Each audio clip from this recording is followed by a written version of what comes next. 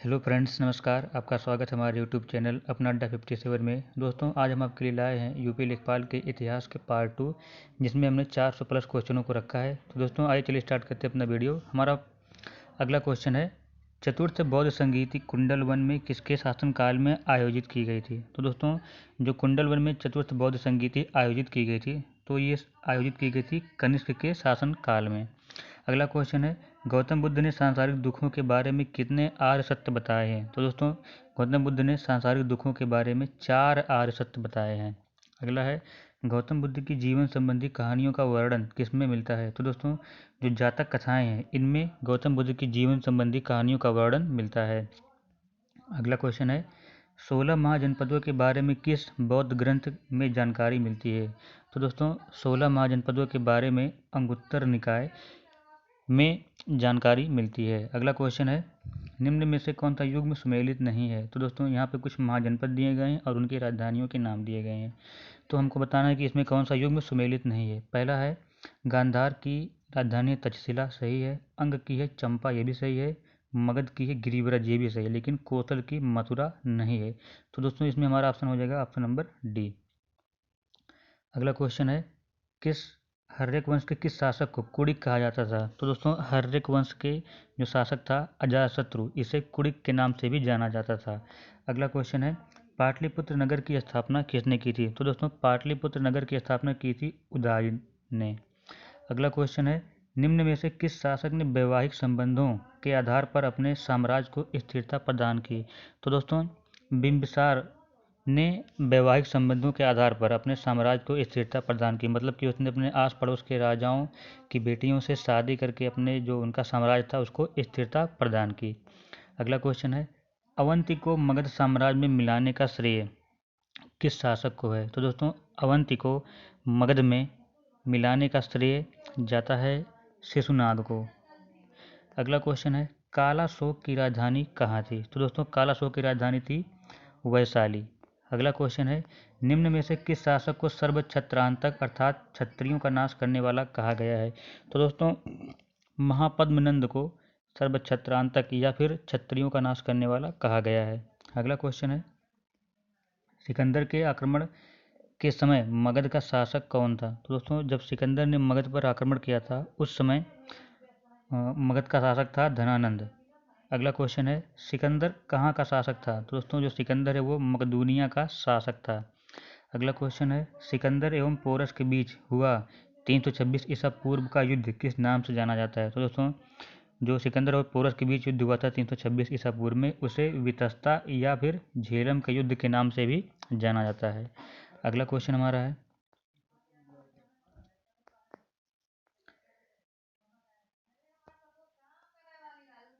चंद्रगुप्त मौर्य की सेंट्रो कोट्स के रूप में किसने पहचान की थी। तो दोस्तों, चंद्रगुप्त मौर्य की सेंट्रो कोट्स के रूप में पहचान विलियम जोन्स ने की थी। अगला क्वेश्चन है, चंद्रगुप्त मौर्य का प्रधानमंत्री कौन था। तो दोस्तों, चंद्रगुप्त मौर्य का प्रधानमंत्री था चाणक्य। अगला क्वेश्चन है, चंद्रगुप्त मौर्य ने नंद वंश के किस शासक को समाप्त कर मौर्य वंश की स्थापना की थी। तो दोस्तों, चंद्रगुप्त मौर्य ने नंद वंश के धनानंद शासक को हराकर अपने मौर्य वंश की स्थापना की थी। अगला क्वेश्चन है, प्रसिद्ध यूनानी राजदूत मेगास्थनीज किसके दरबार में रहता था। तो दोस्तों, जो प्रसिद्ध यूनानी राजदूत मेगास्थनीज है, यह चंद्रगुप्त मौर्य के दरबार में रहता था। अगला क्वेश्चन है, कौटिल्य की विश्व प्रसिद्ध रचना है। तो दोस्तों, कौटिल्य की विश्व प्रसिद्ध रचना है अर्थशास्त्र। अगला क्वेश्चन है, इंडिका किसकी रचना है। तो दोस्तों, जो इंडिका है यह मेगास्थनीज की रचना है। अगला क्वेश्चन है, इसमें हमें बताना है कि कौन सा कथन असत्य है, मतलब कि गलत है। तो पहला है, कौटिल्य का दूसरा नाम विष्णुगुप्त या चाणक्य था, ये सही है। चंद्रगुप्त ने सौराष्ट्र में सुदर्शन झील का निर्माण करवाया था, ये भी सही है। चंद्रगुप्त मौर्य ने अपने अंतिम समय में जैन धर्म की दीक्षा ली और सरवण बेलगोला में प्राण त्याग दिए। तो दोस्तों, ये भी सही है, मतलब कि हमारे इसमें ऑप्शन नंबर हो जाएगा उपरोक्त में से कोई नहीं। अगला क्वेश्चन है, यूनानियों ने किसे अमित्रोचेट्स कहा है। तो दोस्तों, यूनानियों ने बिंदुसार को किसे यूनानियों ने बिंदुसार को अमित्रोचेट्स कहा है। अगला क्वेश्चन है, मौर्य शासक अशोक ने कलिंग पर कब आक्रमण किया था। तो दोस्तों, मौर्य शासक अशोक ने कलिंग पर 261 ईसा पूर्व में आक्रमण किया था। अशोक के शिलालेखों को सर्वप्रथम किसने पढ़ा था। तो दोस्तों, अशोक के शिलालेखों को सर्वप्रथम जेम्स प्रिंसेप ने पढ़ा था। अगला क्वेश्चन है अशोक के किस शिलालेख में उसकी कलिंग विजय का वर्णन है। तो दोस्तों अशोक के 13वें शिलालेख में उसकी कलिंग विजय का वर्णन है। अगला क्वेश्चन है निम्न में से किस लघु शिलालेख में अशोक का बुद्ध शाक्य एवं अशोक नाम मिलता है। तो दोस्तों मास्की लघु शिलालेख में अशोक का जो नाम है बुद्ध शाक्य और अशोक के नाम से मिलता है। अगला क्वेश्चन है अशोक का कौन सा अभिलेख दो भाषाओं जो कि ग्रीक है और अरामेइक है में प्राप्त होता है। तो दोस्तों जो अशोक का सरेकुना अभिलेख है यह दो भाषाओं कौन कौन से ग्रीक और अरामेइक भाषा में प्राप्त होता है। अगला क्वेश्चन है सांची के स्तूप का निर्माण किसने करवाया था। तो दोस्तों सांची के स्तूप का निर्माण करवाया था अशोक ने। अगला क्वेश्चन है मेगस्थनीज ने भारतीय समाज का वर्गीकरण कितने भागों में किया था। तो दोस्तों मेगस्थनीज ने भारतीय समाज का वर्गीकरण किया था 7 भागों में। अगला क्वेश्चन है किस मौर्य शासक ने धम्म का प्रतिपादन किया था। तो दोस्तों अशोक ने धम्म का प्रतिपादन किया था जिसको आप अशोक के धम्म के नाम से भी जानते हैं। अगला क्वेश्चन इसमें कह रहा है कि निम्न में से कौन सा कथन असत्य है मतलब कि गलत है। तो दोस्तों पहला इसमें है अशोक ने धम्म के प्रचार के लिए महेंद्र एवं संघमित्रा को श्रीलंका भेजा था, सही है। चंद्रगुप्त मौर्य की राजधानी पाटलिपुत्र थी, ये भी सही है। अशोक के धम्म की परिभाषा राहुलोवादसूत्र नामक बौद्ध ग्रंथ से ली गई, ये भी सही। मतलब कि इसमें हमारा सभी ऑप्शन सही है, तो हमारा इसमें ऑप्शन हो जाएगा ऑप्शन नंबर डी, मतलब कि हमारा इसमें कोई भी कथन गलत नहीं है। अगला क्वेश्चन है मौर्य काल में विष्टि किसे कहा जाता था। तो दोस्तों मौर्य काल में विष्टि कहा जाता था निःशुल्क श्रम को। जो मौर्य काल में हमारा निःशुल्क श्रम होता था उसे हम विष्टि कहते थे। अगला क्वेश्चन है निम्न में से किस शासक ने अश्वमेघ यज्ञ करवाया था। तो दोस्तों पुष्यमित्र शुंग ने अश्वमेघ यज्ञ करवाया था। अगला क्वेश्चन है प्रसिद्ध व्याकरणाचार्य पतंजलि किसके समकालीन थे। तो दोस्तों प्रसिद्ध व्याकरणाचार्य पतंजलि ये पुष्यमित्र शुंग के समकालीन थे। अगला क्वेश्चन है शुंग वंश का संस्थापक कौन था। तो दोस्तों शुंग वंश का संस्थापक था पुष्यमित्र शुंग। अगला क्वेश्चन है भूमिदान का सर्वप्रथम उल्लेख किस राजवंश के समय का प्राप्त होता है। तो दोस्तों जो भूमिदान का सर्वप्रथम उल्लेख है वह सातवाहन वंश के समय के से प्राप्त होता है। अगला क्वेश्चन है शीशे के सिक्के किस राजवंश के शासकों ने चलाए थे। तो दोस्तों शीशे के सिक्के सातवाहन वंश के शासकों ने चलाए थे। अगला क्वेश्चन है भारत में सबसे पहले किस वंश के शासकों ने सोने के सिक्के चलाए थे। तो दोस्तों भारत में सबसे पहले इंडो ग्रीक वंश के शासकों ने सोने के सिक्के चलाए थे और शीशे के सिक्के चलाए थे सातवाहन वंश के शासकों ने। अगला क्वेश्चन है किस राजा के शासनकाल में ईसाई धर्म प्रचारक सेंट थॉमस आया था। तो दोस्तों गोंदोफर्निस राजा के शासनकाल में जो ईसाई धर्म प्रचारक सेंट थॉमस था वो भारत आया था। अगला क्वेश्चन है गुप्त वंश का संस्थापक कौन था। तो दोस्तों गुप्त वंश का संस्थापक था श्रीगुप्त। अगला क्वेश्चन है गुप्त वंश के किस शासक ने सर्वप्रथम महाराजाधिराज की उपाधि धारण की थी। तो दोस्तों चंद्रगुप्त प्रथम जो कि गुप्त वंश का शासक था इसने सर्वप्रथम महाराजाधिराज की उपाधि धारण की थी। अगला क्वेश्चन है किस गुप्त शासक को कविराज कहा जाता है। तो दोस्तों समुद्रगुप्त को कविराज कहा जाता है।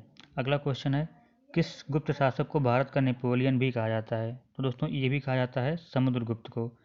अगला क्वेश्चन है श्रीलंका के राजा मेघवर्मन ने किस गुप्त शासक से भगवान बुद्ध का मंदिर बनवाने की अनुमति प्राप्त की थी। तो दोस्तों जो श्रीलंका के राजा मेघवर्मन थे उन्होंने समुद्रगुप्त से भगवान बुद्ध का मंदिर बनवाने की अनुमति मांगी थी।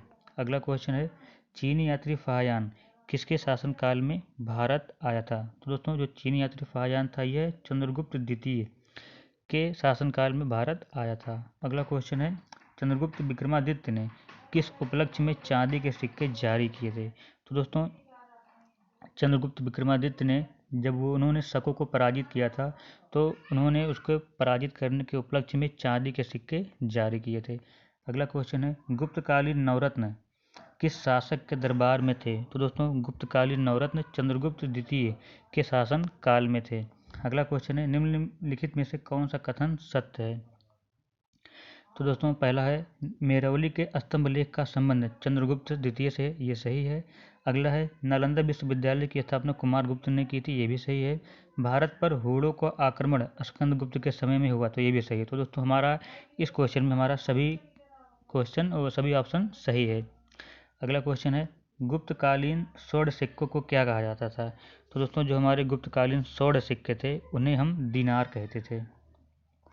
अगला क्वेश्चन है मंदिर निर्माण की कला का जन्म सर्वप्रथम कहाँ हुआ था। तो दोस्तों मंदिर निर्माण की कला का जन्म सर्वप्रथम हुआ था गुप्त काल में।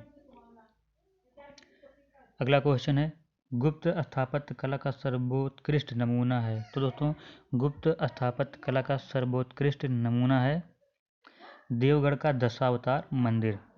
अगला क्वेश्चन है सर्वाधिक सोने के सिक्के किसके काल में चलाए गए। तो दोस्तों सर्वाधिक सोने के सिक्के चलाए गए गुप्त काल में। अगला क्वेश्चन है हर्षवर्धन की राजधानी थी। तो दोस्तों हर्षवर्धन की राजधानी थी कन्नौज। अगला क्वेश्चन है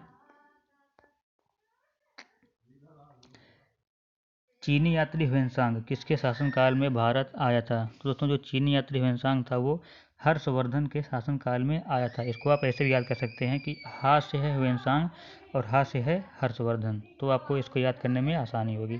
अगला क्वेश्चन है प्रयाग प्रशस्ति की रचना किसने की थी। तो दोस्तों प्रयाग प्रशस्ति की रचना की थी हरिशेड़ ने।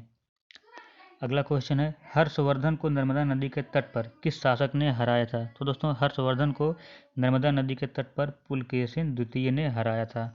अगला क्वेश्चन है कन्नौज के लिए हुए त्रिपक्षीय युद्ध को अंततः किसने जीता था। तो दोस्तों कन्नौज के लिए हुए जो त्रिपक्षीय युद्ध हुआ था उसको फाइनली प्रतिहार वंश के शासकों ने जीता था।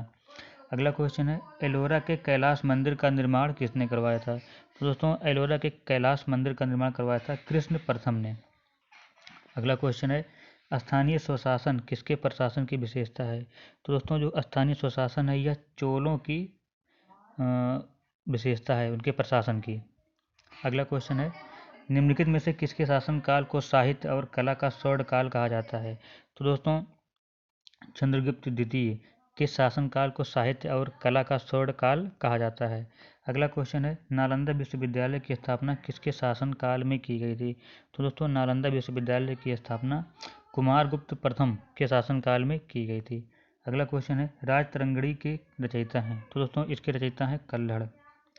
अगला क्वेश्चन है कल्हड़ द्वारा रचित राजतरंगिणी में किसके इतिहास का वर्णन मिलता है। तो दोस्तों इसमें मिलता है कश्मीर के इतिहास का वर्णन मिलता है। मतलब कि अगर आपको क्वेश्चन में ये पूछा जाए कि कश्मीर के इतिहास का वर्णन किसमें मिलता है तो इसका ऑप्शन हो जाएगा राजतरंगिणी में। अगला क्वेश्चन है तंजौर के बृहदेश्वर मंदिर का निर्माण किसने करवाया था। तो दोस्तों तंजौर के बृहदेश्वर मंदिर का निर्माण करवाया था राजराज प्रथम ने। अगला क्वेश्चन है 712 ईस्वी में भारत पर पहला सफल मुस्लिम आक्रमण किसके द्वारा किया गया था। तो दोस्तों 712 ईस्वी में भारत पर पहला सफल मुस्लिम आक्रमण किया गया था मोहम्मद बिन कासिम के द्वारा। अगला क्वेश्चन है महमूद गजनवी ने भारत पर कुल कितने आक्रमण किए थे। तो दोस्तों महमूद गजनवी ने भारत पर कुल 17 आक्रमण किए थे। अगला क्वेश्चन है महमूद गजनवी के आक्रमणों में सबसे महत्वपूर्ण आक्रमण कौन सा था। तो दोस्तों महमूद गजनवी के आक्रमणों में सबसे महत्वपूर्ण आक्रमण था सोमनाथ का आक्रमण या फिर सोमनाथ पर आक्रमण। अगला क्वेश्चन है महमूद गजनवी के भारत पर आक्रमण के समय भारत आए विद्वान अल-बरूनी ने किस ग्रंथ की रचना की थी। तो दोस्तों जब महमूद गजनवी ने भारत पर आक्रमण किया था तो उसमें भारत में एक विद्वान आया था जिसका नाम अल-बरूनी था और उसने किताब उल हिंद नामक ग्रंथ की रचना की थी। अगला क्वेश्चन है भारत का वह पहला शासक कौन था जिसने मोहम्मद गोरी को पराजित किया था। तो दोस्तों मोहम्मद गोरी को पराजित करने वाला भारत का पहला शासक था मूलराज द्वितीय। अगला क्वेश्चन है शाहनामा के रचयिता कौन है। तो दोस्तों शाहनामा के रचयिता हैं फिरदौसी। अगला क्वेश्चन है दिल्ली सल्तनत के किस सुल्तान की मृत्यु चौगान या फिर पोलो खेलते समय हो गई थी। तो दोस्तों कुतुबुद्दीन ऐबक की मृत्यु चौगान खेलते समय या फिर पोलो खेलते समय हो गई थी। अगला क्वेश्चन है कुतुब मीनार का निर्माण किस सूफी की याद में किया गया था।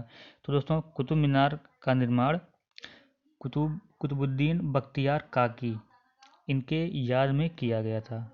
अगला क्वेश्चन है, भारत की प्रथम मुस्लिम महिला शासिका कौन थी? तो दोस्तों भारत की पहली मुस्लिम शासिका थी, इनका नाम है रजिया सुल्तान। अगला क्वेश्चन है, इक्तादारी प्रथा किसने प्रारंभ की थी? तो दोस्तों इक्तादारी प्रथा प्रारंभ की थी इल्तुतमिश ने। अगला क्वेश्चन है, भारत में सजदा एवं पाबोस प्रथा की किसने शुरुआत की थी? तो दोस्तों भारत में सजदा एवं पाबोस प्रथा की शुरुआत की थी बलबन ने। अगला क्वेश्चन है, निम्न में से किस सुल्तान ने बाजार नियंत्रण व्यवस्था लागू की थी? तो दोस्तों अलाउद्दीन खिलजी ने बाजार नियंत्रण व्यवस्था लागू की थी। अगला क्वेश्चन है, तूतीय हिंद माने कि हिंद का तोता किसे कहा जाता है? तो दोस्तों ये कहा जाता है अमीर खुसरो को। अगला क्वेश्चन है,